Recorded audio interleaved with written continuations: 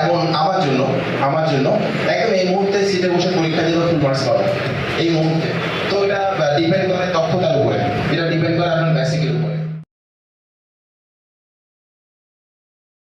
আর আমাকে দর্শন দেখা এই কথাগুলো বলে না নিজেকে চিড়িয়াখানার বান্দরের মতো লাগে। মানে আমরা যেমন সবাই বান্দর দেখতে যাই, আপনারা আমাকে দেখতে আসছি, কেমন যায়। বিভিন্ন বিশ্ববিদ্যালয়ের উপাচার্য, বিশ্ববিদ্যালয়ের প্রফেসর, কলেজের প্রিন্সিপাল, এই ধরনের গ্রুপ ক্রিয়েটর নেয়, পত্রিকা সম্পাদকরা নেয়, বরেণ্য ব্যক্তিগণ নেয়। ব্রিলিয়ান্টের সংজ্ঞা কি? আমি আমার বন্ধুদের চাইতে বেশিক্ষণ পড়াশোনা করছি। মানে আমার যে বন্ধু ধরেন 8 ঘন্টা ঘুমাইছে, আমি 5 ঘন্টা ঘুমাইছি, আমার ব্রিলিয়ান্টের সংজ্ঞা হচ্ছে ওইটা। তার থেকে আমি একটু বেশিক্ষণ খাটছি। মানে রিয়েল ঘটনা হচ্ছে আমি বেশিক্ষণ খাটছি, বেশিক্ষণ সময় দিয়েছি। একটা বিষয়ের পিছনে আপনি সময় দিলে বেশিক্ষণ আপনি কিন্তু ওটাতে এক্সপার্ট হয়ে যাবেন, এটা স্বাভাবিক।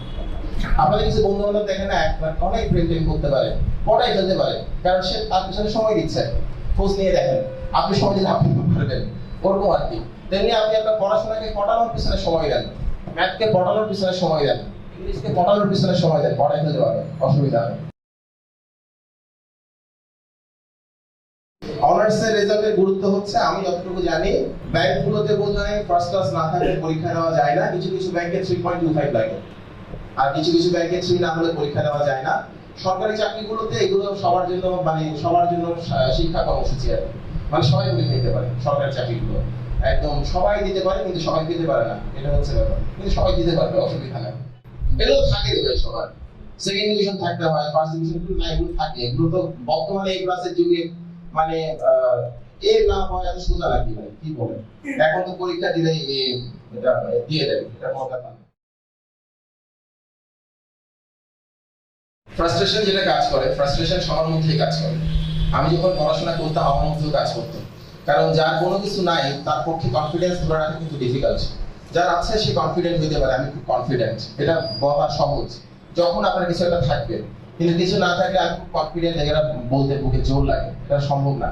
তো আপনি যেটার মধ্যে দিয়ে যাচ্ছেন, যে বলতেছেন মনে থাকতেছে না, বা প্রচুর পড়াশোনা করতে ইচ্ছা করতেছে, প্রচুর পড়াশোনা করতে পারতেছেন না, এটা সবারই সত্য, সবার ক্ষেত্রেই সত্য। তো আপনি যখন আমার কথাগুলো শোনেন, ভিডিওগুলো দেখেন বা লেখাগুলো পড়েন, ততক্ষণ মনে হয় ফাটাই তুলবো আর কি। পরে দেখা আপনি নামটি ফেলে গেছেন, ভাবতেই নাই, এটা ইট হ্যাপেন্স। তো সেক্ষেত্রে যতক্ষণ জোশ থাকে ততক্ষণ অনেক কিছু পড়াশোনা করে ফেলতে হবে। আবার জোশ হারিয়ে গেলে আবার একটু মোটিভেশনাল কোনো একটা ভিডিও দেখতে হবে। আমারটা দেখতে হবে কোনো কথা নাই, প্রচুর মোটিভেশনাল ভিডিও আছে, প্রচুর মোটিভেশনাল বই বাজারে পাওয়া যায়, একটু দেখতে হবে, পড়াশোনা করতে হবে। ওই দেখার পর আবার একটা জোশ আসবে, আবার পড়াশোনা করতে হবে।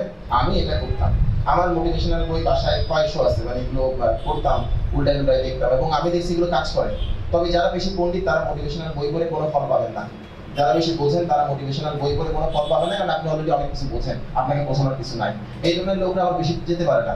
আমি আমার লাইফে দেখছি এই ধরনের লোকগুলো বেশি বুঝে অতটুকু পর্যন্ত থেমে থাকে, আর যারা একটু কম বোঝে অনেক কিছু যেন লাইফে বেশি দূর হাঁটতে হলে কম বুঝতে হবে, বিশ্বাস করতে হবে, অনেক কিছু বিশ্বাস করতে হবে। তো ওই মোটিভেশনাল বইগুলো আপনি যখন পড়েন, যখন গায়ের মধ্যে একটা জোশ থাকে, তখন আপনি পড়াশোনা করেন, অনেক পড়াশোনা করেন। আবার যদি মনে হয় ডিসঅ্যাপয়েন্টেড হয়ে পড়লেন, আবার একটু পড়েন মোটিভেশনাল বইগুলো, মোটিভেশনাল লেকচারগুলো শোনেন, এরপর আবার পড়েন। এটা ছাড়া কিছু করার নেই। আর দিনের শেষে আপনার নিডটা হচ্ছে ইম্পর্টেন্ট। আমার নিডটা কি? আমাকে এটা হইতে হবে, আমার এটা দরকার, এই জিনিসটা, এই আর্টসটা হচ্ছে ইম্পর্টেন্ট। এটা না থাকলে কিন্তু আপনি আবার পড়াশোনার স্পিডটার ভিতর থেকে পাবেন, ওরকম ভাবে পাবেন না, ইচ্ছা করবে না। আপনার কতটুকু দরকার চাকরিটা, এটা হচ্ছে ইম্পর্টেন্ট। আমাদের অনেকেরই কিন্তু চাকরি করার দরকার নেই। এরকম আপনার অনেক বন্ধু বান্ধবকে দেখবেন আসলে চাকরি করার দরকার নেই, সে ব্যবসা করবে, সে বাবার ব্যবসায় বসে যাবে, বা কিছু একটা করবে, অথবা সে কিছুই করবে না। এটা it's all about your priorities. আপনার আসলে কি করতে ইচ্ছা করছে, কি করতে ইচ্ছা করতেছে না, কি দরকার না। তবে সবকিছু আমাদের ইচ্ছা মতো চলেও না। আমাদের বাবা মা যারা আমাদেরকে বড় করছে, তাদের একটা ইচ্ছা থাকে, তাদের একটা স্বপ্ন থাকে, ওইটা আমাদের পূরণ করাটা সন্তান হিসেবে দায়িত্ব, ওটাও কিন্তু মাথায় রাখতে হয়। প্রিলিমিনারি পড়াশোনা করার সময় আপনি রিটেনের প্রিপারেশন নেওয়া শুরু করবেন। আর যারা শুধু পড়াশোনা শুধু প্রিলি করেন, তাদের পক্ষে ক্যাডার হওয়াটা ডিফিকাল্ট, তাদের পক্ষে প্রথমবারে চাকরি করাটা খুব ডিফিকাল্ট। আর রিটেন এবং প্রিলির সিলেবাসে যেহেতু অনেক মিল আছে, সো আপনারা রিটেনে পড়াশোনা, প্রিলিমিনারি পড়াশোনা করার সময় শুরু করবেন। ক্লিয়ার কথাটা? কিভাবে করবেন, কতটুকু করবেন, এটা আমার লেখাগুলো আমি দিয়ে দিছি। আমি লেখাগুলো বললে আপনারা এত অল্প সময়ে বলা সম্ভব না। এটার জন্য হয়তো বা দুই সপ্তাহের একটা ওয়ার্কশপ লাগবে। এত অল্প সময়ে বলা সম্ভব না, কারণ লেখা তো অনেকগুলো। আমার প্রায় 70 পেজের লেখা আমি নিয়ে আসছি আপনাদের জন্য। ওখানে আমি স্টেপ বাই স্টেপ লিখে দিয়েছি। ওখানে শুধু একটা জিনিস পাবেন না, কারণ আমি 36 বিসিএস এর পরে বিসিএস নিয়ে কোনো কিছু লিখি নাই, বিসিএস নিয়ে কাজ করি নাই। 36 বিসিএস এর পরে অনেক রাগ টাগ চলে আসছিল, রাগ থেকে আর কাজ করি নাই। এরপরে নতুন অ্যাড হয়েছে কোনটা বলেন তো? বঙ্গবন্ধু ও কি জানো, মুক্তিযুদ্ধ। ওই একটা পার্ট আমার লেখায় অ্যাবসেন্ট। ওই একটা পার্ট ছাড়া সবগুলো পার্টের একটা ইনস্ট্রাকশন আপনি আমার লেখা থেকে পেয়ে যাবেন, আশা করা যায়। ফার্স্ট ইয়ার এত সিরিয়াস হওয়ার কিছু নাই, দেখো পাগল পাগল লাগবে আর খুবই মানে আর একটু পরে। আর তোমাদের জন্য আমার পরামর্শ হচ্ছে বেসিকটাকে স্ট্রং করার চেষ্টা করো। কিরকম? ধরো তুমি ইংরেজি কম পারো, ধরে নিচ্ছি, আমার কথা কিছু মনে করো না, হ্যাঁ। ধরো তুমি ইংরেজি কম পারো, তুমি রেমন মার্ফির বই নিয়ে শুরু করো। রেমন মার্ফির বইটা হচ্ছে সবচেয়ে বেসিক বই ইংরেজি শেখার জন্য। ওটা শেষ হলে ইনস্টিটিউট পড়ো, ওটা শেষ হলে মাইকেল স্মল পড়ো। তোমার ভোকাবুলারি স্ট্রং করার জন্য পেপারগুলো পড়ো, পেপারের বিভিন্ন এডিটোরিয়ালকে ট্রান্সলেট করো। আমার কথা না বুঝলে জিজ্ঞেস করবা। পেপারের যে সম্পাদকীয়কে তুমি ট্রান্সলেট করো। প্রথম প্রথম কিচ্ছু হবে না, খুব কঠিন কাজটা, আস্তে আস্তে হবে। আজকে 4টা বাক্যকে ট্রান্সলেট করো, পরের দিন 8টাকে করো, এইভাবে করে করে করো। তোমার ভোকাবুলারি অটোমেটিক্যালি স্ট্রং হবে। এরপর পেপারের বিভিন্ন আর্টিকেলগুলো যখন পড়ো, সেটাকে নিজের মতো করে রিরাইট করো। রিরাইট করা মানে বুঝো, একটা জিনিস পড়ার পর নিজের মতো করে লেখা। তোমার রাইটিং স্টাইল ডেভেলপ করবে। প্রতিদিন ঘুমাতে যাওয়ার আগে তোমার সারাদিনে মিলে তোমার আন্ডারস্ট্যান্ডিংটা কি, হোয়াট ইজ রিয়েলাইজেশন, লিখো। কাগজে লিখো, একটা কাগজ মানে একটা পাতা লিখে ফেলো, একটা পৃষ্ঠা লিখে ফেলো যে তুমি সারাদিনে যা যা ঘটলো ওটা থেকে তোমার অনুভূতি কি। যে মনীষা জিজ্ঞেস করে না আপনার অনুভূতি কি, ওরকম লিখে ফেলো তোমার অনুভূতি কি। তুমি সারাদিনে মিলে যা যা ঘটেছে ওটা নিয়ে তোমার অভিব্যক্তি কি, লিখে ফেলো। এটা তোমার রাইটিং স্টাইল ডেভেলপ করতে হেল্প করবে। ব্যাপারটা বুঝতে পারছো? ধরো তুমি বিভিন্ন সাহিত্যিকদের কিছু উপন্যাস পড়ে ফেলো মাত্র ফার্স্ট ইয়ারে, তোমার হাতে সময় আছে। তুমি বিভিন্ন সাহিত্যিকদের হুমায়ুন আহমেদ দিয়ে শুরু করো, অসুবিধা নাই। আস্তে আস্তে বিভূতিভূষণে যাও, রবীন্দ্রনাথ ঠাকুরে যাও, পড়ে ফেলো। পড়লে হবে কি, তোমার যা রিডিং হ্যাবিট যত বেশি ভালো, তার রাইটিং স্টাইল তত বেশি ভালো। এটা মনে রাখবা। যা রিডিং হ্যাবিট যত বেশি ভালো, তার রাইটিং স্টাইল তত বেশি ভালো। মানে যা রিডিং হ্যাবিট ভালো না, সে লিখতে পারবে না, আমি বিশ্বাস করি না। মানে যার যে প্রচুর পড়ে, আপনাদের বন্ধু বান্ধব দেখবেন অনেকে প্রচুর পড়ে, ওরা কিন্তু নন স্টপ লিখতে পারে। আপনি যদি লিখতে হয় তাকে, আমরা কিন্তু কোনো কিছু করতে পারি, কাজটা করতে হয় বলে। দেখবেন আপনি সাঁতার পারেন না, কিন্তু আপনার ছোট ভাইটা যখন পানিতে পড়ে গেছে আপনি কিন্তু ঝাঁপ মারবেন। আপনি সাঁতার পারেন এটা মাথায় নেই, কিন্তু আপনি চেষ্টা করবেন, at least we have to try. আপনাকে চেষ্টা করতে হবে। ওই ধরনের মুহূর্তগুলোর একটা হচ্ছে চাকরির পরীক্ষা। আমার কাছে মনে হয় চাকরির পরীক্ষাটা, এই মুহূর্তটা খুবই ক্রুশিয়াল একটা মুহূর্ত। বিশেষ করে যারা মধ্যবিত্ত পরিবারের সন্তান, তাদের একটা চাকরি খুব দরকার। যারা মধ্যবিত্ত পরিবারের সন্তান, একটা চাকরি খুব দরকার। সো এই সময় একটা স্টুডেন্টের যে আর্টসটা, এটা আমি বুঝতে পারি যে দরকার, নিড, এটা আমি বুঝতে পারি। ওই সময় কাজটা করতে হবে। তো ফার্স্ট ইয়ারে অনেক সময় থাকে। আমি ফার্স্ট ইয়ারে যারা পড়াশোনা করছো বা সেকেন্ড ইয়ারে পড়াশোনা করছো, তাদের প্রতি পরামর্শ হচ্ছে তোমার বেসিকটাকে শক্ত করার জন্য চেষ্টা করো। তুমি ম্যাথসের জন্য তুমি স্টুডেন্ট পড়াতে পারো, হ্যাঁ, ক্লাস 6, 7, 8, 9, 10 স্টুডেন্ট পড়াতে পারো। অথবা ম্যাথসের যে গাইডটা, এই গাইডটা নিয়ে ম্যাথসগুলো সলভ করে ফেলতে পারো। একটা এমপিএসি নিয়ে সলভ করে ফেলো, বা যে কোনো ওরাকল নিয়ে সলভ করে ফেলো। অনেক গাইড তো বাজারে পাওয়া যায়, এগুলো নিয়ে সলভ করে ফেলতে পারো। সলভ করলে খুব খুব খুব কাজে আসবে। সাধারণ জ্ঞান নিয়ে এখন পড়াশোনা করো। সাধারণ জ্ঞান বিসিএস এর কোনো ডিটারমাইনিং ফ্যাক্টর না, এটা কিন্তু আপনাদের বলে দিই। অনেকে ভাবেন সাধারণ জ্ঞানে ভালো করে না, বিসিএস এর ডিটারমাইনিং ফ্যাক্টর হচ্ছে বাকি 4টা।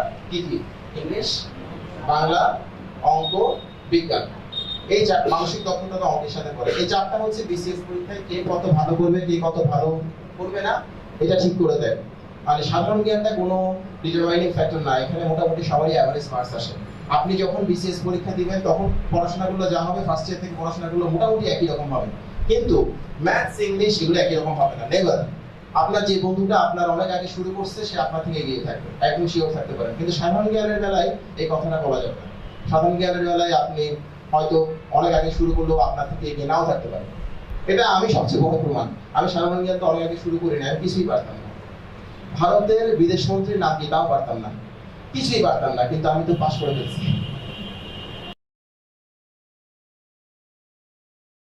ইন্টারন্যাশনাল অ্যাফেয়ার্স আমি প্রিলির কথা বলবো না রিটেনের কথা বলবো?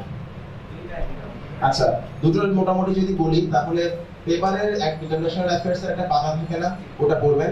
বিভিন্ন কলাম যে আর্টিকেল বা কলাম বা আর্টিকেল গুলো যে থাকে, সেটা অবশ্যই পড়বেন। এবং ইন্টারন্যাশনাল অ্যাফেয়ার্স নিয়ে বাজারে কিছু বই পাওয়া যায়, প্রামাণ্য কিছু বই পাওয়া যায়, আন্তর্জাতিক সংগঠনের পরিচিতি ইত্যাদি ইত্যাদি, আপনারা আমার থেকে ভালো জানেন। তারপর তারেক শামসুর রহমানের বই পাওয়া যায়, এই বইগুলো একটু দেখবেন, খুব কাজে লাগবে, খুব কাজে লাগবে। বিভিন্ন সংস্থার যে অফিসিয়াল ওয়েবসাইট গুলো, সেই ওয়েবসাইট গুলো একটু স্টাডি করবেন। আমি কিন্তু ওখান থেকে পড়াশোনা করলাম, কারণ ওয়েবসাইটে একটা সংস্থা সম্পর্কে বা একটা ঘটনা সম্পর্কে, বিশেষ করে উইকিপিডিয়া, বাংলাপিডিয়া, এগুলোতে যতটা ডিটেলস দেওয়া থাকে আর কোথাও সেটা পাওয়া সম্ভব না। সেখান থেকে পড়বেন, তারপর প্রিপারেশনটা হয়ে যাবে, রিটেনের জন্য প্রিপারেশনটা হয়ে যাবে, আর গাইড বই তো আছে। এইভাবে করে একটু দেখতে হবে, আর তার আগে একটু প্রশ্নগুলো স্টাডি করে নিয়ে, না হলে হবে কি অনেকগুলো জিনিস পড়ে ফেলবেন যেগুলো আপনার পড়ার দরকার নাই। আমরা বেশিরভাগ মানুষ অনেকগুলো জিনিস পড়ে ফেলি যেগুলো পড়ার দরকার নাই, এবং এটা হচ্ছে বিসিএস না হওয়ার পিছনে অন্যতম প্রধান কারণ। পড়াশোনা না করাটা প্রধান কারণ না, আমরা পড়াশোনা করি, কিন্তু যে পড়াশোনাগুলো করি সেগুলো দরকার আছে কিনা সেটাই বুঝি না, এটা না হওয়ার একদম প্রধান কারণ। সো এটা একটু দেখে নিতে হবে আদৌ দরকার কিনা, এটাকে বলে ক্র্যাকিং দ্য কোয়েশ্চেন্স। এটা ওই আইবি তে আমাদের মাসুদ ভাই ভালো বলতে পারবে, মানে একটা কোয়েশ্চেনকে ক্র্যাক করা, একটা কোয়েশ্চেনকে মেনে স্টাডি করছি, এবং কি ধরনের প্রশ্ন আসে কি ধরনের প্রশ্ন আসে না সেটা স্টাডি করছি। বিলিভ মি, ট্রাস্ট মি, আমার অনেক পরিশ্রম হয়ে গেছে, এবং যে সেক্টরগুলোতে কনসেন্ট্রেট করলে ভালো, আমি সেই সেক্টরগুলোকে আইডেন্টিফাই করতে পারছিলাম খুব সহজে। আমার পাশাপাশি দেখতাম পড়াই দিতেছে, মানে এমন অনেক কিছু করতেছে যেগুলো পড়ার দরকার নাই। ওরা আমাকে বলতো, ভাই এগুলো পারেন না, আপনার তো অবস্থা খুব খারাপ, আমি হাসতাম শুধু। এবং দিনের শেষে দেখা গেছে আসলে কাদের কথা ঠিক ছিল কাদের কথা ভুল ছিল, এটা আপনাকে বের করতে হবে। এটা আপনাকে বের করার জন্য অবশ্যই অবশ্যই প্রশ্ন স্টাডি করতে হবে বেশি বেশি করে, নাহলে বের করতে পারবেন। কম্পোজিশন যেটা আসে, কম্পোজিশনের আপনারা দেখবেন কম্পোজিশন অনেকগুলো আসে যেগুলো ইন্টারন্যাশনাল অ্যাফেয়ার্স, বাংলাদেশ অ্যাফেয়ার্স এর সঙ্গে সংগতিপূর্ণ, মানে সামঞ্জস্যপূর্ণ, দেখছেন না? এরকম কিছু আসে, সেগুলোর প্রিপারেশন কিন্তু আপনি যখন পেপার পড়ছেন, আর্টিকেল পড়ছেন, তখন হয়ে যাবে। এবং আমি যে একটা টেকনিকের কথা বললাম, রিরাইট করা, একটা জিনিস পড়ে নিজের মতো করে লেখা, এটা খুব কাজে লাগবে, খুব কাজে লাগবে। এডিটোরিয়াল গুলো বেশি বেশি করে পড়েন, আর্টিকেল গুলো পড়েন। এতে হবে কি, বিসিএস পরীক্ষায় যে প্রবন্ধগুলো লিখতে হয়, কম্পোজিশন গুলো লিখতে হয়, সেগুলো কিন্তু আমাদের ক্লাস 9-10 এর মতো বা এইচএসসি লেভেলের আমরা যেগুলো লিখি ওরকম না। একটু অফিশিয়াল ভাবে লিখতে হয়, একটু ফর্মাল ওয়েতে লিখতে হয়। সেই ফর্মাল প্যাটার্নটা, সেই অফিশিয়াল প্যাটার্নটা শিখতে হলে আপনাকে অবশ্যই অবশ্যই পেপার পড়তে হবে, পেপারে আর্টিকেল গুলো পড়তে হবে, কলাম গুলো পড়তে হবে। আমি পড়ছিলাম, মানে আমি আপনাদের একটা কথা বলি, আপনারা তাহলে বুঝতে পারবেন আমি কেমন মানুষ। আমি লাইফে কখনো পেপার পড়তাম না। আমি কিন্তু আমার রুমে 4টা পেপার নেই, আমি একটাও পড়ি না। আমি পেপার পড়ার অভ্যাসটাই আমার থেকে নাই, আমার একদমই নাই। আর আমি বিসিএস পরীক্ষার জন্য যখন প্রিপারেশন নিচ্ছিলাম, ডেইলি 6টা পেপার পড়তাম, অনলাইনে 6টা পেপার পড়তাম, এবং পড়ার সময় আমি খুব দ্রুত দেখে নিতাম একটা পেপারের কিন্তু বিসিএস পরীক্ষার জন্য দরকারি এই ধরনের অংশ থেকে খুব বেশি হলে 2টা থেকে 3টা, এর বেশি কখনোই থাকে না, 2 থেকে 3টা। এবং আমি সেই 2 থেকে 3টা অংশ কিভাবে করতাম সেটাও বলি, সরাসরি কপি পেস্ট করে মাইক্রোসফট ওয়ার্ডে নিয়ে আসতাম, নিয়ে এসে পরে একটানা পড়ে ফেলতাম। যেগুলো যেগুলো মনে হয় আমি মনে থাকবে, আমার সেকেন্ডবার পড়ার দরকার নাই, সেগুলো ডিলিট করে দিতাম, সিলেক্ট করে ডিলিট করে দিতাম। যেগুলো ডিলিট করতাম না সেগুলো আবার করতাম, প্রিন্ট করে করতাম। আমি যে মানুষটা পেপার পড়তে পছন্দ করে না, পেপার পড়ে না, সে যদি 6টা পেপার পড়তে পারে ডেইলি, আপনি পারবেন না কেন? এটা পারতে হবে। আর যদি না আমি পারবো না, তাহলে আমি আপনাকে বলবো আপনার জন্য চাকরিটা না। মানে এখন কোনো বিলাসিতা করা যাবে না, মানে রিয়েলি খুব টাফ। আমি আপনাদের জন্য আমার মাঝে মধ্যে খুব সহানুভূতি হয়, আপনাদের জন্য একটা ফেলো ফিলিং কাজ করে। এই জন্য যে আমরা যখন পরীক্ষা দিছি, ভাই এত কম্পিটিশন ছিল না। আপনাদের এই কম্পিটিশন থাকলে আমি ফার্স্ট হওয়া দূরে থাক, চাকরি পেতাম কিনা জানি না, কিন্তু এত কম্পিটিশন ফেস করতে হয়নি। আমরা পরীক্ষা দিয়েছিলাম কত, 1,80,000 মনে হয়। আপনার পরীক্ষা দেন কত, 3.5 লাখ 4 লাখ। ভাবলামও নাকি আপনি পড়াশোনা করবেন না? মানে আপনি পড়াশোনা না করলে তো সমস্যা নাই, আপনার যে বন্ধুরা পড়াশোনা করতেছে ও তো মজাই আছে, বলে বাহ করিস না, ও তো চাকরি পেয়ে যাবে, আপনি পাবেন না, এটা মাথায় রাখতে হবে। তো আপনার উচিত হচ্ছে তার থেকে বেশি পড়াশোনা করা। আপনার যে বন্ধুরা বেসিক আপনার থেকে ভালো, আপনি তাকেও বিট করতে পারেন যদি আপনি বেশিক্ষণ সময় দেন পড়াশোনার পিছনে। সম্ভব, পড়াটা সম্ভব। সো যাদের বেসিক ভালো না তাদের মন খারাপ করে লাভ নাই। বিসিএস কিন্তু বেসিকের পরীক্ষা না, বিসিএস হচ্ছে কে কত পরিশ্রম করতে পারলো, কে কত প্রপার ওয়েতে পরিশ্রম করতে পারলো, সেটার পরীক্ষা। সো এটা আপনারা হতাশ হবেন না, মানে আপনারা ভাববেন না যে আপনি পারবেন না, এটা ভাববেন না। আর চাকরিটা পাওয়ার পর কিন্তু আসলে অনেক ভালো লাগবে, মানে আপনি যে পরিশ্রমগুলো করতেছেন, অনেক খাটতেছেন, চেহারা স্রোত নষ্ট হয়ে যাচ্ছে ইত্যাদি ইত্যাদি, অনেক কিছু মনে হতে পারে, প্রেমিকা চলে যাচ্ছে, অনেক কিছু মনে হতে পারে, কিন্তু চাকরিটা পাওয়ার পর মনে হবে ইট ওয়াজ ওয়ার্থি, ঠিক ছিল, যা করছি ঠিক ছিল, এটা মনে হবে, পাওয়ার পর মনে হবে। আমি সেই অনুভূতির মধ্য দিয়ে গেছি, আমি আপনাকে এটা একদম দায়িত্ব নিয়ে বলতে পারি, এটা মনে হবে যা করছি ঠিক ছিল। এখন তো আন্তর্জাতিকের রিটেন পরীক্ষার সিলেবাসটা একটু চেঞ্জ করে ফেলছে। ওই আন্তর্জাতিক অংশটা একটু দেখে নিন, ওখানে আমি একদম ডিটেইলস লিখেছি কিভাবে করতে হবে। এই ভাইকে কিছু বলছি, ওনার যিনি বসেছিলেন কুষ্টিয়া ইসলামী বিশ্ববিদ্যালয়ে, ওনার কিছু টপিক বলছি না যে উইকিপিডিয়া থেকে পড়াশোনা করা, বাংলাপিডিয়া থেকে পড়াশোনা করা, বিভিন্ন সংস্থার অফিসিয়াল ওয়েবসাইট থেকে পড়াশোনা করা, গাইড বই পড়া, বা বিভিন্ন প্রামাণ্য বই আছে, যেমন তারেক শামসুর রহমান স্যারের বই আছে, এরকম অনেকগুলো বই আছে। এরকম 4-5টা বই সংগ্রহ করে একটু পড়তে হবে। তবে পড়ার আগে বিসিএস পরীক্ষার সিলেবাস সম্পর্কে জানতে হবে, না হলে আপনি যেগুলো পড়ছেন সেগুলো কাজে নাও লাগতে পারে। কিছু কিছু কারেন্ট টপিক থাকে যেগুলো আপনি পুরো গাইড বইতে পারেন না, কারণ কারেন্ট টপিক পড়ছেন কিছুদিন আগে। যেমন রিসেন্টলি জঙ্গিবাদ নিয়ে আসতে পারে না, এখন জঙ্গিবাদ নিয়ে বইতে নাও থাকতে পারে, এটা কিন্তু আপনাকে পড়ে নিতে হবে। কোথা থেকে পড়বেন? পেপার থেকে পড়বেন। আপনারা যারা বিসিএস পরীক্ষা দিচ্ছেন তারা শুধু বিসিএস পরীক্ষার জন্যই পড়াশোনা করবেন না, সাথে ব্যাংক আছে, পাবলিক সার্ভিস কমিশনের অন্যান্য পরীক্ষাগুলো আছে, সেগুলোর জন্য একটু পড়াশোনা করে রাখেন। কারণ বিসিএস হবেই এমন তো না, দেখেন অনেক চাকরি আছে করার মতো। একটু আমি অনেক রিস্ক নিয়ে ফেলছিলাম, আমি কিন্তু একটাই পরীক্ষা দিচ্ছি, চাকরির পরীক্ষা বিসিএস, আর কখনো দিই নাই। আমার হয়ে গেছে, আমি অনেক লাকি ছিলাম, আপনি ততটা লাকি নাও হতে পারেন। সো আপনি পাশাপাশি অন্যান্য চাকরির যে এভিনিউ গুলো, সেই এভিনিউ গুলো ওপেন রাখেন, সেগুলোকে ক্লোজ করে দিবেন না। কথাটা বুঝতে পারছেন আমার কথাটা আমি কি বলতেছি? সো ব্যাংকের জন্য বলেন, পাবলিক সার্ভিস কমিশনের অন্যান্য পরীক্ষাগুলোর জন্য বলেন, সবগুলোর জন্য একটা প্রিপারেশন রাখেন। তবে ব্যাংকের প্রিপারেশনের স্টাইল এবং বিসিএস এর স্টাইল কিন্তু একদম ডিফারেন্ট ধরনের, একই রকমের না। ব্যাংকের সাথে মিল আছে, আইবিএল ভর্তি পরীক্ষার মিল আছে, ঢাকা ইউনিভার্সিটি ইভিনিং এমবিএ ভর্তি পরীক্ষার মিল আছে, বিসিএস সঙ্গে কোনো মিল নাই। কিন্তু যারা একটু বেশি পড়াশোনা করতে প্রিপেয়ার, তারা এই কাজটা করতে পারে না, মানে। এবং এটা সম্ভব, আমি তো করতে পারছি ভাই, আমি আইবিএ তো পরীক্ষা দিচ্ছি, আইবিএ তো ওখান থেকে মাস্টার্স করছি, আবার বিসিএসটা হয়েছে, দুটাই তো হয়েছে। সো দুটাই সম্ভব, মানে একটা আরেকটার সঙ্গে কোনো সাংঘর্ষিক নয় আর কি, মানে এটা করলে এটা করা যাবে না এরকম কিছু না। আপনারা একদম সবগুলো ওয়ে ক্লোজ করে রাখবেন না বিসিএস এর জন্য। আপনারা আবার অনেকে বিজনেসও করতে পারেন টুকটাক, যারা উদ্যোক্তা হবেন তারা এই সময়ে ছোট থেকে শুরু করেন, আপনাকে প্রথম পদক্ষেপটা দিতে হবে, সেই এভিনিউটা ওপেন রাখেন। আপনাদের মধ্যে অনেকেই আছেন যারা আফটার 10 ইয়ার্স অথবা কখনো আমার কথা মনে হলে আমাকে একটা ফোন দিয়ে বলেন, ভাই আমি আমার এখন ইন্ডাস্ট্রি আছে, আমি সেটার জন্য ওয়েট করছি, আমি খুব হ্যাপি হবো সেই দিন। এবং আপনি যদি বলেন যে ভাই আপনি যে কথাটা বলছিলেন আমার মাথায় ঢুকে গেছিল, আমি এটা ফলো করছি, আমার অনেক ভালো লাগে, তো আপনারা সেই ওইটা ওপেন রাখেন। শুধু চাকরি করতে হবে এমন না, আপনি চাকরি দেওয়ার কথা চিন্তা করেন। যদি আপনার সেই ন্যাকটা থাকে, ব্যবসা করা খুব কঠিন, আমি চেষ্টা করছিলাম, আমি পারি নাই, আমি অনেকদিন ব্যবসা করতাম, আমি পরে দেখছি এটা আমার জন্য না, খুব টাফ, খুব টাফ। আমার মাথায় ওই নন প্রফিট ব্যাপারটা কাজ করে। কেন কাজ করে জানেন? আল্লাহ অনেক কিছু দিচ্ছে, বিশ্বাস করেন আমি খুব কৃতজ্ঞ। মানে সৃষ্টিকর্তা আল্লাহ এইসব চাই করে অনেক কিছু দিচ্ছে, অনেক কিছু। আমি আমাকে দিতে পারছি, আমার ফ্যামিলিকে দিতে পারছি, আমার সমাজকে দিচ্ছি, আমার অফিসকে দিচ্ছি, সরকারকে দিচ্ছি, এরপর আমার কিছু নেওয়ার নাই। সো আমি এখানে এই কাজটা থেকে কোনো পয়সা নিব, এটা আমার মাথায় কাজ করে না। ওই জন্য আমি সবসময় এটার প্রতি খুব এমফাসাইজ করি যে এখানে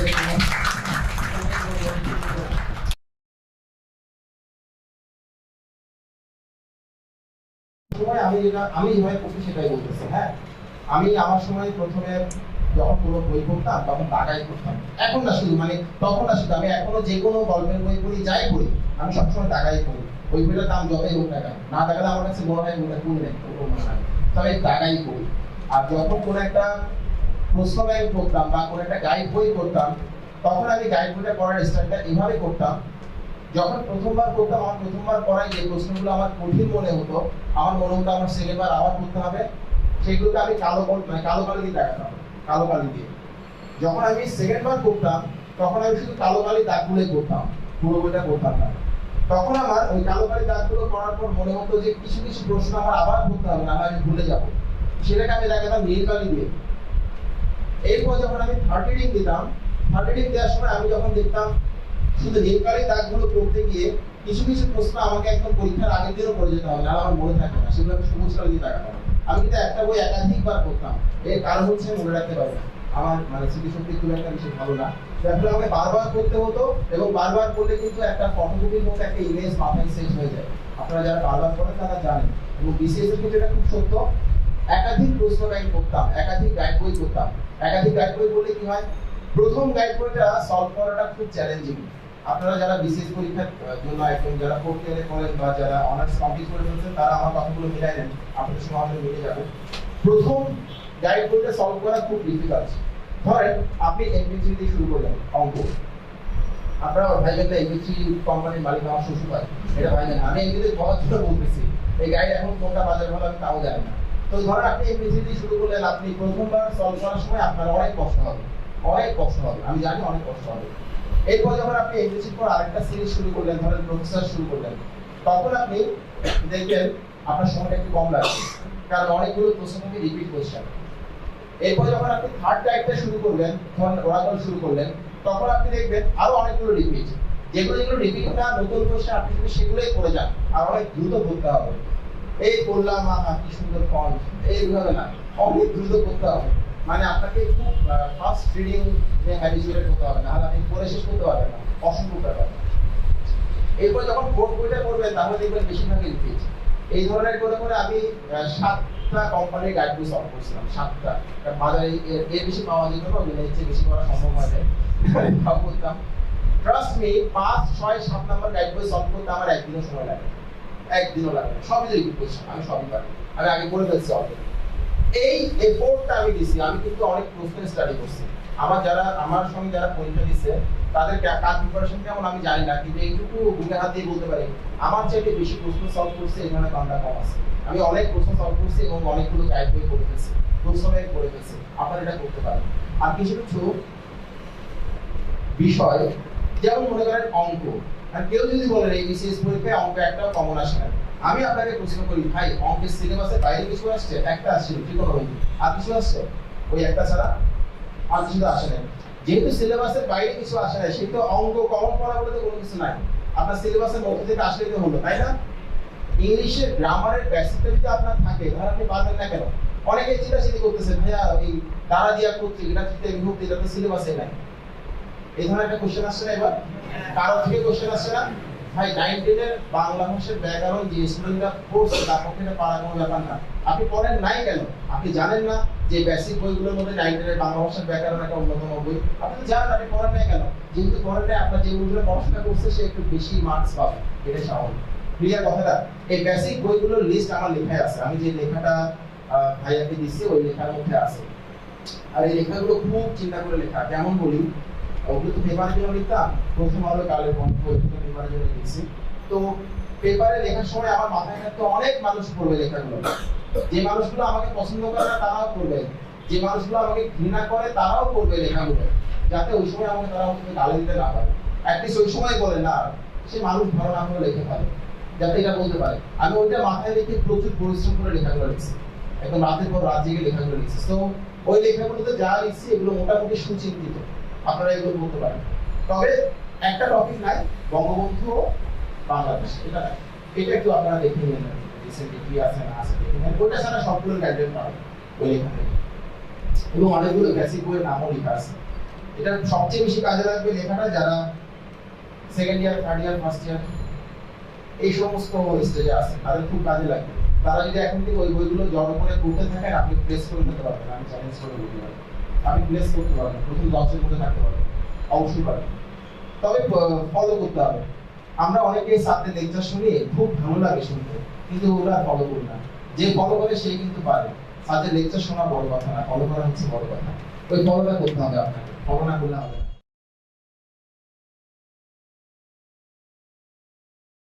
বাংলার যে সাহিত্য, লালের দীপাবলি একটা বই আছে না, ওটা পড়তে হবে। আর যারা আরেকটু বেশি পড়াশোনা করতে চান, যাদের হাতে সময় আছে, তারা একটা বই পড়ে নিয়েন, বাংলা সাহিত্যের ইতিহাস, মাহবুবুল আলমের লেখা, মাহবুবুল আলমের লেখা বাংলা সাহিত্যের ইতিহাস, হলুদ বা কমলা মরাটের বই, যদি আমার ভুল নাম হয়ে থাকে, ওই বইটা ভালো। আর সৌমিত্র শেখরের একটা বই আছে জিজ্ঞাসা, খুব ভালো বই, ওইটা পড়বেন। এই তো এই বইগুলো পড়লে তো কমন পাওয়ার কথা। আর যদি এই বইগুলো পুরো কমন না পান, আপনার পক্ষে এর চেয়ে বেশি পড়াশোনা করার মতো সময় নাই, আসলেই নাই। এগুলো থেকে মোটামুটি চলে আসে। আর ইংরেজির জন্য মানে আমি কোর্স করছিলাম, এটা করাটা ডিফিকাল্ট, সেটা হচ্ছে ইংরেজি সাহিত্যের ইতিহাসের কিছু বই পাওয়া যায়।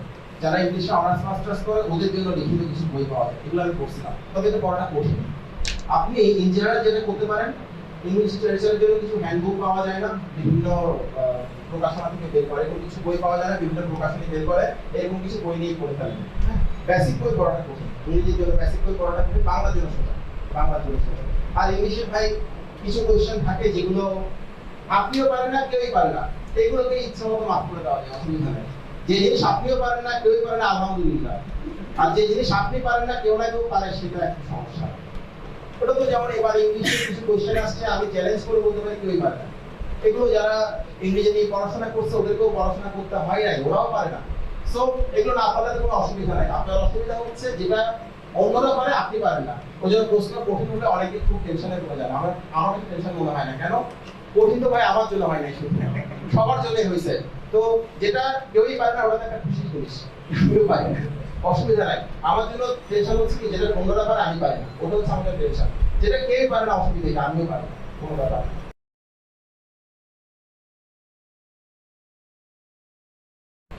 আমার সময় যেটা হয়েছিল, আমি বিসিএস ফরেন অ্যাফেয়ার্স দিই নাই চয়েস। না দেওয়ার কারণটা কি, এটা আমাকে জিজ্ঞেস করুন।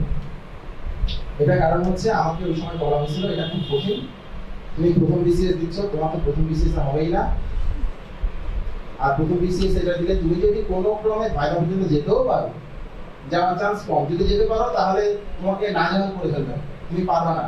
আর বিসিএস ফরেন অ্যাফেয়ার্স পেতে হলে এটা অনেক মার্কস পেতে হয়, এত মার্কস পাওয়া তোমার পক্ষে প্রথমবারে সম্ভব না। এই একটা কারণ ছিল। আর ওই সময় আমার একটা ওয়ার্ড ছিল যে বাংলাদেশেই থাকবো, থাকতে হলে বাংলাদেশেই থাকবো আর বাংলাদেশ থেকে চাকরি করবো, এরকম একটা হোম সিকনেস ছিল।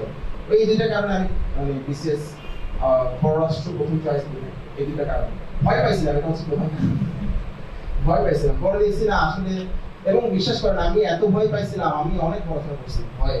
পরে দেখছি এত পড়াশোনা করতে হয় না আসলে, এখন কম করলেও হতো। আমি শরীরকে এত কষ্ট না দিলেও পারতাম।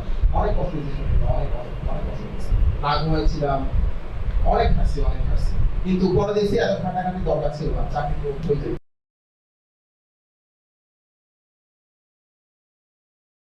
পাওয়ার ন্যাপ শুনছেন কখনো কথাটা কেউ? পাওয়ার ন্যাপ জিনিসটা কি? ধরেন আপনি ঢাকা শহরের আলহামদুলিল্লাহ জ্যামে আছেন। ঢাকা শহরে জ্যাম তো সাংঘাতিক, মানে এত সময় লাগে জ্যামে বসে থাকতে। তো আমি চিটাগাংয়ে থাকি, আমি ঢাকায় এসেছি একটা কাজে, অফিসের কাজে, যাই হোক। তো যখন আপনি জ্যামে আছেন তখন একটু ঘুমাই দেন। যখন আপনি এমন একটা কাজের মধ্যে আছেন যে কাজটা কোনো কাজের কাজ না, তখন একটু ঘুমাই দেন। সেটা হতে পারে 20 মিনিটের জন্য, আধা ঘন্টার জন্য। এই যে যারা যত বেশি পাওয়ার ন্যাপ নিতে পারে তারা তত কম ঘুমিয়ে কাজ করতে পারে। এটা শুধু আমি টেকনিকটা শিখছি, কিন্তু আমার নিজের বানানো কোনো জিনিস না। জগতের অনেক সফল মানুষ, জগতের অনেক মহান মানুষ এই পাওয়ার ন্যাপ এই সিস্টেমে অভ্যস্ত ছিলেন। এবং যারা যত বেশি পাওয়ার ন্যাপ নেয় তাদের 3-4 ঘন্টা ঘুমানো চলে, রাত্রে 3-4 ঘন্টা ঘুমানো চলে, অত বেশি ঘুম আসে না। আর আমার সময় যারা আমার ক্যারিয়ারটা গুলো শুনছেন তারা জানেন আমার আসলে কিছু করার ছিল না। মানুষের পিঠ নাকি দেয়ালে ঠেকে যায়, আর আমার পিঠ আসলে দেয়ালে দেখে গেছে, আমার কিছু করার ছিল না। আমার জন্য ঘুম ছিল কিনা সেটা, আমার জন্য ঘুম ছিল আমার বাবা মার মৃত্যুর মতো, এরকম ছিল যে আমার বাবা মা বেঁচে আছে, দিনকাল আসি মতো আমাকে দেখতেছে, মানে আমি তাদেরকে কোনো কিছু দিতে পারতেছি না, তাদের মধ্যে হাসি ফোটাতে পারতেছি না। সেই মানুষটাও যদি ঘুমানোর মতো বিলাসিতা করে, তার বেঁচে থাকার দরকারটাই বাকি। এই জিনিসগুলো মাথায় কাজ করতো, খুব ইমোশন থেকে কাজ করতো। প্রথমে ইমোশনাল হয়ে গেছিলাম, পরে দূর এত দরকার ছিল না। ওনার প্রশ্ন হচ্ছে উনি বিসিএস এর পাশাপাশি অন্যান্য কিছু চাকরির পরীক্ষার জন্য পড়াশোনা করতে চান, এটা কিভাবে সম্ভব?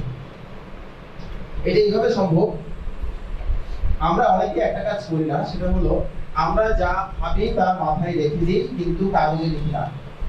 আমি আবারও বলতেছি, আমরা যা ভাবি তা মাথায় রেখে দিই, কাগজে লিখি না। যারা স্মার্ট লোক, they don't think on their mind, they think on paper. আপনি লিখে ফেলেন। আপনি যখন পড়াশোনা করতে বসবেন তখন একটা কাগজে লিখে ফেলেন আগামী 6 ঘন্টা আপনি কি কি পড়াশোনা করবেন, একটা কাগজে লিখে ফেলেন। ওই কাগজে লেখার মধ্যে আপনি বিসিএস ছাড়াও অন্যান্য যে চাকরির পরীক্ষার জন্য প্রিপারেশন নিচ্ছেন ওটার জন্য একটা সময় বরাদ্দ রাখেন। সেটা হতে পারে বিসিএস এর জন্য 4 ঘন্টা হলে ওটার জন্য 2 ঘন্টা হতে পারে। তবে আমি আপনাদেরকে যেভাবে করে 6 ঘন্টা 8 ঘন্টা বলতেছি, বিসিএস এর জন্য এত কম করলেও হবে না, আর বেশি করতে হবে, 10-12 ঘন্টা পড়াশোনা করতে হবে। আর যারা বেকার মানুষ তারা কি কাজ করেন আমি আসলে বুঝি না, ঘোরাঘুরি করা কোনো কাজে দিতে পারে। আপনারা কেন করতে পারেন? আমি তো করছি ভাই। আমি on your mind, think on paper. অর্থাৎ আপনি যখন পড়তে বসবেন তখন আপনি কি কি করবেন একটা কাগজে লিখে ফেলেন। আমার কথাটা একটু মাথায় রাখেন, সত্যি সত্যি লিখেন। ভালো হয় স্টিকি নোট ছিল, স্টিকি নোট কিনে স্টিকি নোটের মধ্যে লিখে ফেলেন এই 6 ঘন্টা এই পড়াশোনাগুলো করবেন এবং সত্যি সত্যি এগুলোই করেন। সকালে ঘুম থেকে উঠে সারাদিনে কি কি কাজ করবেন একটা কাগজে লিখে ফেলেন। আমি একটা ডায়েরি মেনটেন করতাম, একটা নোটবুকের মধ্যে লিখে রাখতাম। এবং লেখা মানে কিন্তু সত্যি সত্যি লেখা, আমি আই মিন ইট, লিখতে হবে। আমি এখনো লিখি কি কি কাজ করতে হবে, এই এত ঘন্টা লিখবো, লেখালেখি করবো, এত ঘন্টা এই কাজ করবো, এত ঘন্টা বাজার করবো, আমি লিখে রাখি, এখনো লিখে রাখি। এটা খুবই ইউজফুল হ্যাবিট। এর কারণগুলো আমাদের মনে থাকে না, এটা খুব ইউজফুল হ্যাবিট, এটা খুবই কাজে দেয়। হ্যাঁ, তবে একটা কথা আমি বারবার বলি, যারা বেশি বোঝে তারা বেশি কিছু করতে পারে না। আপনি আবার এটাকে পণ্ডিতি করে নিজের মতো করে অ্যানালাইসিস করবেন তা না, কারণ এই বুদ্ধিটা তো আমার বুদ্ধি না, এটা বিশ্বের বিভিন্ন বরেণ্য ব্যক্তি, বিভিন্ন বড় বড় মানুষ কথাটা বলে গেছে যে লিখে রাখলে ভালো হবে। আমি এটা নিয়ে আর কোনো ধরনের গবেষণা করতে যাই না যে আমার তো ব্রেন এত খারাপ না, আমার লিখতে হবে কেন, আমার তো মনে আমি অনেক কিছু রাখতে পারি, আমার কেন লিখতে হবে, আমি গবেষণা করি না, আমি সরাসরি কাজটা করা শুরু করছি এবং ইট ওয়ার্ক ফর মি। আচ্ছা, তো এই কাজটা করলে আপনারা দেখবেন অনেকগুলো আনফিনিশড ওয়ার্ক করা হয়ে গেছে, অনেকগুলো কাজ যেগুলো করা হয় না করা হয়ে গেছে।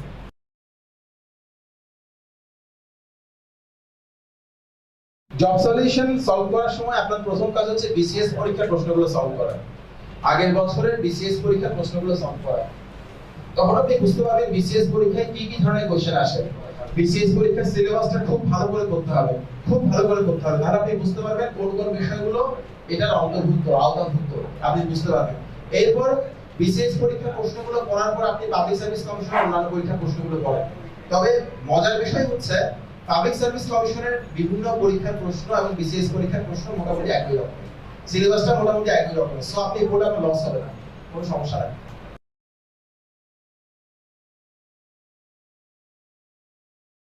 যারা কোচিং করেন, কোচিং করাটা চাকরি পাওয়ার জন্য ইম্পর্টেন্ট কোনো কিছু না, পড়াশোনা করতে হবে নিজেকে। আপনি কোচিং করলেন কি করলেন না সেটা ইম্পর্টেন্ট কিছু না, আপনি পরীক্ষার হলে লিখতে পারছেন কি পারেন না সেটা হচ্ছে ইম্পর্টেন্ট। আর মডেল টেস্ট যেগুলো কোচিং এ হয় সেগুলো দিতে পারেন, অসুবিধা কি। তবে মডেল টেস্ট দেওয়ার পরে যদি বান্ধবী নিয়ে সিঙ্গারা খাইতে বসেন তাহলে সমস্যা আছে। আমি দেখছি আমার অনেক বন্ধু বান্ধব সিঙ্গারা খাইছে, তারা এখন সিঙ্গারা খাচ্ছে। আমি অনেস্টলি বলতে পারি ভাই, আমি কথা বলছি এইটুকু সততা নিয়ে বলতে পারি। তো যদি এটা মেইনটেইন করতে পারেন তাহলে কোচিং এ গেলেন, পরীক্ষা দিলেন, বাসায় এসে আবার পড়াশোনা শুরু করলেন, সমস্যা নাই, কোনো সমস্যা নাই। তবে যখন পরীক্ষার ডেট দিয়ে দেয় আমি মনে করি তার আগের 15 দিন 20 দিন কোচিং এ না যাওয়াই ভালো, বাসায় বসে পড়াশোনা করা ভালো। কারণ আপনার চাকরি আপনাকেই পেতে হবে, কোচিং আপনাকে চাকরি দিবে না। কোচিং এ এমন একটা জিনিস, যদি আপনি চাকরি পান বলে হ্যাঁ আমাদের স্টুডেন্ট ছিল, আর যদি চাকরিটা না পান তোমায় কোথায় যেন দেখেছিলাম, সো আপনার চাকরি আপনাকেই পেতে হবে। আর যদি চাকরি পান আপনাকে না দেখলে বলবেন ও তো আমাদের রেগুলার স্টুডেন্ট ছিল, অনেক ভালো, আপনার ছবি ছাপাবে, এই করবে সে করবে ইত্যাদি। এই হ্যাপেন্স, আপনারা তো ইন্টারমিডিয়েট পাস করার পর দেখছেন, দেখেন নাই যারা বিভিন্ন বিশ্ববিদ্যালয়ে চান্স পাইছেন, মেডিকেল বুয়েটে চান্স পাইছেন, চুয়েটে চান্স পাইছেন, ওদের কত জামাই আদর। আর যারা পান নাই গড ব্লেস দেম, কিছু করার নাই, এই আর কি। তো জন্য আপনার পরে আপনাকেই করতে হবে। তো ভাইয়া যেটা বললেন কোচিং এ আসতে নেই না একেবারে, পরীক্ষাগুলো দেওয়ার জন্য দিতে পারেন, মডেল টেস্ট দিতে পারেন। আর মডেল টেস্টে গাইড পাওয়া যায় না বাজারে কিছু, গাইড থেকে প্রতিদিন বাসায় অন্তত 2-3 সেট সলভ করতে পারেন। এটা হচ্ছে পরীক্ষা কাছে আসলে ওটার তরিকা। আমি আমার লেখাতেও আছে, এই কথাগুলো আমার লেখাতেও আছে, আমি যে শিক্ষা দিচ্ছি ওটা লেখাতেও আছে। তবে বেসিক স্ট্রং করার কোনো বিকল্প নাই, বিশ্বাস করেন, বেসিক স্ট্রং করার কোনো বিকল্প নাই। এবার যদি যা যা করতে হয় করেন, আমি আপনাদের রিকোয়েস্ট করবো যা যা করতে হয় করেন।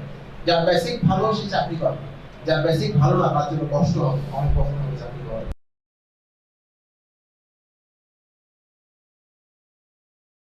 আপনি যদি আইবিএস এর জন্য সিরিয়াসলি পড়াশোনা শুরু করেন, আমি যে লেখাটা দিছি যদি এইভাবে করে আইবিএস এর জন্য পড়েন, আপনার ব্যাংকের জন্য আলাদা করে পড়াশোনা না করলেও চলবে, যে কোনো ব্যাংকে একদম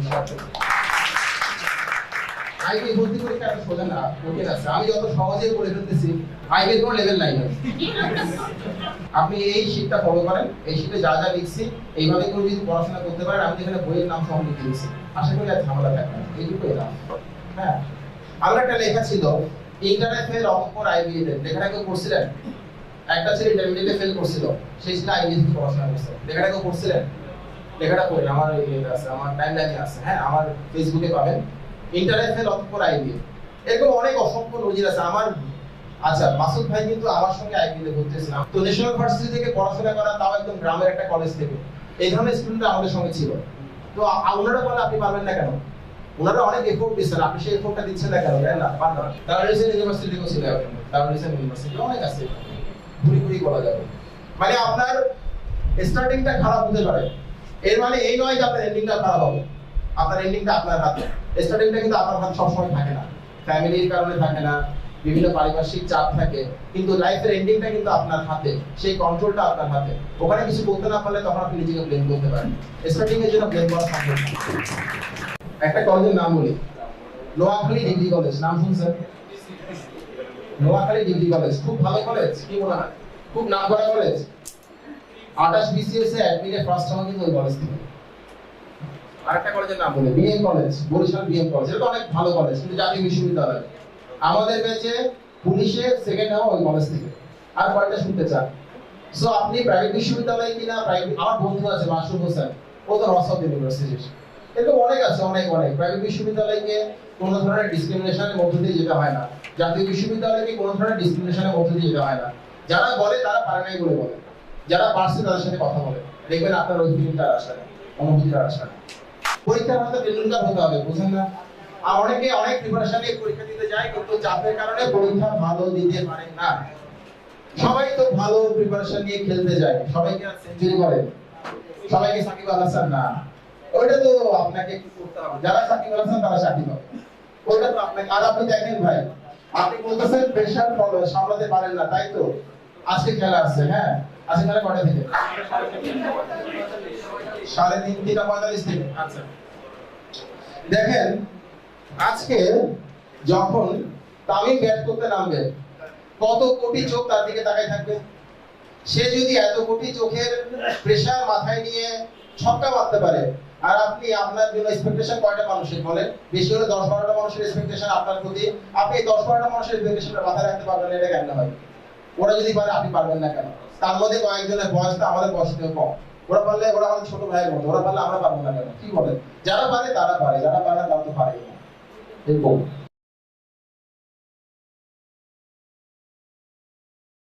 চাকরি করে আসলে আরেকটা চাকরির জন্য পড়াশোনা করার উৎসাহ পাওয়াটা খুব টাফ, এটা আমি বুঝতে পারি। আর আপনি একটা শব্দ উল্লেখ করছেন, রিস্টাডি। রিস্টাডি মানে কি? পুনরায় স্টাডি শুরু করার মতো উৎসাহ পাচ্ছেন না। আমার অভিধানে রিস্টাডি বলে কোনো কিছু নাই। আমার অভিধানে আছে শুধু স্টাডি। দ্বিতীয় ব্রেন বলে যেমন কোনো কিছু নাই, সবটাই না। আসলেই তো, ধরেন আমি আজকে কারো প্রেমে পড়লাম, আমি কি লাইফে কখনো তার প্রেমে পড়ছিলাম ভাই? তাহলে এটা দ্বিতীয় প্রেম কেন হয়? আমি তো এটাই বুঝি না। প্রেম করা খারাপ না, এটা ভালো। তো ঠিক একইভাবে দ্বিতীয় স্টাডি বা রিস্টাডি বলে কোনো কিছু নাই। এটা হচ্ছে জাস্ট স্টাডি। কনফিডেন্স ছিল, বয়স হয়েছে না ভাই, আর কত? এটা তো বুঝি, কিন্তু সময়টা দিতে হবে। আর আরেকটা সহজ তরিকা দিই আপনাদের, একটু ভালো করে শোনেন এখন যেটা বলতেছি। পৃথিবীতে সবচেয়ে ফালতু ওয়ার্ডটা হচ্ছে মোটিভেশন, সবচেয়ে ফালতু ওয়ার্ড। কারণ এই জিনিসটা আমাদের মিসগাইড করে। কেমন মিসগাইড করে? ধরেন একজন রাইটার, যার অনেক লেখা, প্রচুর লেখা, হুমায়ুন আহমেদ অনেক লিখছেন, সুনীল গঙ্গোপাধ্যায় অনেক লিখছেন। বাংলা সাহিত্যে সবচেয়ে বেশি লেখা সুনীল গঙ্গোপাধ্যায়, যারা জানেন না তারা জেনে নেন, সবচেয়ে বেশি লেখা ওনার, সুনীল গঙ্গোপাধ্যায়। তো ওনারা যেটা করতেন, আমি ওনাদের জীবনী পড়ে বা লেখা পড়ে যেটা শিখছি, সেটা হলো এরকম: ওনারা লেখার জন্য কোনো মোটিভেশন ফিল করতেন না। ওনারা একটা সময়ে, দিনে নির্দিষ্ট একটা সময়ে চেয়ারের টেবিলে বসতেন, বসার পর জোর করে লিখতেন। লিখতে ইচ্ছা করুক বা না করুক লিখতেন। এরপর দেখতেন যে লেখাটা লিখেছেন এটা মানসম্মত কিনা, এটা পড়তে ভালো লাগছে কিনা। ভালো লাগলে সেটা রাখতেন, ভালো না লাগলে সেটা ছিঁড়ে ফেলতেন। একটু ভালো করে খেয়াল করুন। আপনি পড়াশোনার মতো একটা ফালতু জিনিসের জন্য মোটিভেশন ফিল করবেন না, এটাই স্বাভাবিক। আমি যেটা করতাম, প্রতিদিন টেবিলে বসতাম এবং আমি জানতাম আমাকে এখানে 15 থেকে 16 ঘন্টা বসে থাকতেই হবে। আমি পড়ি কিংবা না পড়ি, আমাকে জোর করে পড়তে হবে। এইটা একটা হ্যাবিটের মতো। কেমন? এক মেয়েকে পছন্দ হয় না, বিয়ে করে ফেললাম, তার সঙ্গে থাকতে থাকতে এক সময় ভালোবাসা জন্মে যাবে। এরকম কিছু বিষয় ঘটে না? পড়াশোনা হয়ে যাবে। আপনার পড়াশোনা করতে ইচ্ছা করবে না, আমি খুব ভালো করে জানি। আমি আপনাদের পড়াশোনা করতে বলিও না, আমি আপনাদের জোর করে পড়াশোনা করতে বলি। আপনি জোর করে পড়াশোনা করেন, আপনি বসে থাকেন এবং আপনি মোটিভেশন, আপনি যদি ওয়েট করে থাকেন কখন কোন সময় মোটিভেটেড ফিল করব, ওই সময়ে এসে মাহেন্দ্র ওখানে আমি পড়াশোনা শুরু করিব, নো, এটা করা যাবে না। আপনি জীবনেও মোটিভেটেড ফিল করবেন না পড়াশোনা করার জন্য। তার উপরে বিসিএস এর মধ্যে একটা ফালতু সিলেবাসে পড়াশোনা করার জন্য কখনোই মোটিভেটেড ফিল করবেন না। বাট যেহেতু আপনার চাকরিটা দরকার, আপনাকে পড়াশোনা করতে বসতে হবে। সো এখন থেকে কোনো মোটিভেশন খুঁজতে যাবেন না, কখনোই না। আপনাকে পড়াশোনা করতে হবে, মেক ইট এ হ্যাবিট। এই জিনিসটা একটা হ্যাবিট বানাই ফেলেন, এটা একটা হ্যাবিটের মধ্যে, এটা কোনো মোটিভেশন থেকে আসে না। সো যারা বলেন ভাইয়া মোটিভেটেড ফিল করতেছি না পড়াশোনা করার জন্য, আমি যদি আপনাকে বলি আপনি সুইজারল্যান্ড চলে যান, ওখানে অনেক সুন্দর প্রকৃতি, ওখানে গিয়ে মোটিভেটেড ফিল করেন, আপনি পারবেন না। আপনাকে আসলেই পড়াশোনা করতে বসতে হবে এবং পড়াশোনা করতে বসে পড়াশোনা করতে হবে। এইটার জন্য কোনো মোটিভেশন দরকার নাই, এটার জন্য হ্যাবিট দরকার, আর্টস দরকার, নিড দরকার, আর কোনো কিছু না। ক্লিয়ার কথাটা? সো এখন থেকে মোটিভেশন দরকার না। আমি আমার লেখাগুলো যারা পড়েন তারা দেখবেন আমার কিছু লেখা আছে যেগুলো 6-7 হাজার ওয়ার্ড লম্বা, বিশাল বিশাল লেখা আছে না আমার কিছু। আপনার কি মনে হয় আমি এগুলো মোটিভেটেড ফিল করে লিখি ঘোড়ার টিম? আমি এগুলো আসলে লিখি, কষ্ট হলেও লিখি। আমি লিখে যাই, আমার সামনে ল্যাপটপ থেকে আমি টাইপ করতে থাকি, মাথায় যা আসে তা লিখি। যদি কোনো কিছু না আসে জোর করে নিয়ে আসি। বিসিএস রিটেন পরীক্ষাটা একই স্টাইলে লিখতে হয়। আপনার মাথায় যদি কোনো কিছু নাও আসে আপনাকে জোর করে নিয়ে আসতে হবে। আপনাকে রিটেনে পাস করতে হবে, ভালো একটা মার্কস শুধু পাস করলে হবে না, ভালো একটা মার্কস পেতে হবে। সো এখন থেকে ওই মোটিভেটেড ফিল করি না, পড়াশোনা করতে ইচ্ছা করে না, এই কথাগুলো আর বলবেন না। আপনি মানে অভিনয় করেন। আমরা অভিনয় করি না, প্রেমের অভিনয় করি না, বাসায় নিয়ে আসছি এখন কি করবো ভাই, প্রেমের অভিনয় করি না, ওরকম আপনি অভিনয় করেন, পড়াশোনা করেন। আপনি বসে অভিনয় করেন যে আপনি অনেক কিছু করে ফেলতেছেন, আসলে ঘোড়ার ডিম কিছুই করতেছেন না। হয়তো বা 2 ঘন্টা আপনি একটা পেজের দিকে তাকায় আছেন, কোনো সমস্যা নাই। একদিন, 2 দিন, তৃতীয় দিনে গিয়ে দেখবেন আপনি পেজ উল্টানো শুরু করছেন। এবং এটা আসলেই ঘটে, কাজটা করে দেখেন বুঝতে পারবেন, আসলেই ঘটে। আইবিএ থেকে এমবিএটা কেন করলাম? আমার তো সিভিল সার্ভিসে কোনো কাজেই লাগবে না, আমার কিন্তু সিভিল সার্ভিস আইবিএ ডিগ্রি কোনো কাজে লাগবে না। আমি কেন করলাম? হ্যাঁ, এটার উত্তর দিতে পারি। এটা করছি জেদ থেকে। কেমন? আমি যখন চুয়েট থেকে বের হলাম তখন আমার সিজিপিএ ছিল 2.74, সেকেন্ড ক্লাস ছিল আর কি। তো আমি তো আসলে অনেক জায়গায় পরীক্ষা দিতে পারি না, অনেক জায়গায় 3 লাগে, আমার মানে চাইলেও আমি পরীক্ষা দিতে পারি না। তখন আমি বিসিএস এর জন্য যখন পড়াশোনা শুরু করলাম তখন আমার বন্ধু বান্ধব অনেকেই বলতেছিল যে ও বিসিএস এর জন্য পড়বে না তো কি করবে, ওর পক্ষে তো কোনো ধরনের প্রাইভেট চাকরি করাই সম্ভব না, ও তো পরীক্ষাই দিতে পারবে না, কর্পোরেট সেক্টরে যাওয়ার জন্য যে সিজিপিএ লাগে সেটা ওর নাই, ও কিভাবে যাবে? তখন আমার একটা জেদ কাজ করলো, আচ্ছা ঠিক আছে, আমাকে এতটা ছোট বললো, আমি কিছুই পারি না। তখন আমার মাথায় আসলো, আচ্ছা বাংলাদেশে কর্পোরেট সেক্টরে কাজ করার জন্য যেটা হাইয়েস্ট গেটওয়ে সেটা হচ্ছে আইবিএ, এটার উপর কোনো গেটওয়ে নাই। হাইয়েস্ট গেটওয়ে হচ্ছে আইবিএ, আর আছে নাকি ভাই আইবিএ করে বর্তমানে নাই, যেটা হাইয়েস্ট গেটওয়ে। তখন আমি সিদ্ধান্ত নিলাম, ঠিক আছে আমি আইবিএ তে ভর্তি হব, সেখান থেকে এমবিএ করব এবং সেই এমবিএ ডিগ্রিটা কোনো কাজে লাগাবো না। আমি দেখাই দিব আমি চাইলে কর্পোরেটে যাওয়ার মতো সুযোগ ছিল, আমি ইচ্ছা করে যাই না, যাতে কেউ আমাকে সেটা বলতে না পারে। ওই জিত থেকে পরীক্ষা দিচ্ছি। মানে আমি একটু পাগল ছিলাম, পাগলের খেপালে খবর আছে, আমি একটু এই টাইপের ছিলাম। আমাকে কেউ খেপাই দিলে আমি এটা করে ফেলতাম কাজটা, এরকম ছিল পজিটিভ অর্থে। আমার জিতটা কিন্তু ওরকম ছিল না, মন দিবি কিনা বল, ভালোবাসা দিবি কিনা বল, ওরকম কোনো জেদ কখনো ফিল করি নাই নিজের মধ্যে। এই ধরনের জেদগুলো ছিল।